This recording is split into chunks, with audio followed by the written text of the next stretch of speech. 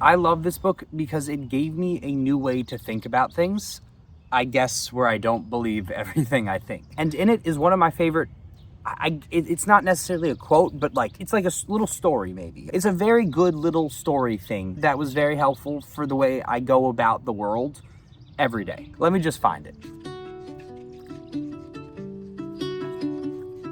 It actually wasn't that hard to find. It was just at the beginning of chapter 1. I'm not a very good out loud reader, so please bear with me. Here we go. It is said that 2 arrows fly our way whenever we experience a negative event. Being struck by the first arrow hurts. That arrow is pain. The second arrow is our emotional reaction to the first, and often it is even more painful than the first arrow. That second arrow is where suffering originates from. The Buddha explained, in life, we can't always control the first arrow. However, the second arrow is our reaction to the first, and the second arrow is optional. In other words, pain is unavoidable, but how we react to that pain is up to us. And that reaction will dictate whether or not we suffer. So this was pretty eye-opening for me, and I thought this was a really beautiful way to explain such a simple fact of life. And I always sort of knew this, but having a way to visually explain it with the 2 arrows, it helped me put it into practice more in my life. Right after I read this for the first time, I was at a stop sign and somebody completely blew through it. And I'm not necessarily an angry person, but normally I would get a little bit annoyed about this. But because I knew about this 2 arrows mindset, I was able to think, okay, first arrow, person blowing through the stop sign.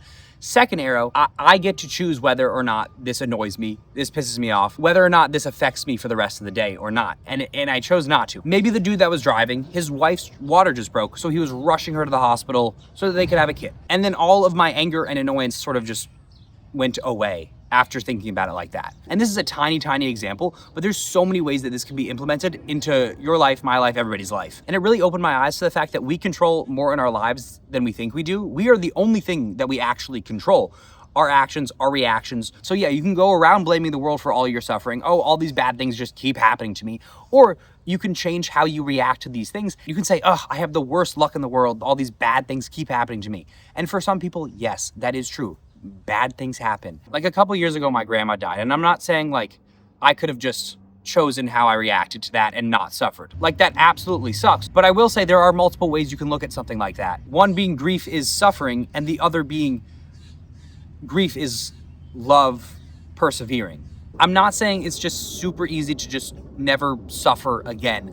What I'm saying is that bad things happening is unavoidable, but what we control is how we react, and those reactions dictate who we are. We choose, we decide whether or not we can build a good life for ourselves or not based on these reactions. Bad traumatic stuff happens to you, you have a choice. You can either dish that out to everybody else around you and make people feel the same hurt that you did, hurt people, or you can choose to go to therapy, work on that, and choose to never want to make somebody else feel that way again and try to help people and stuff.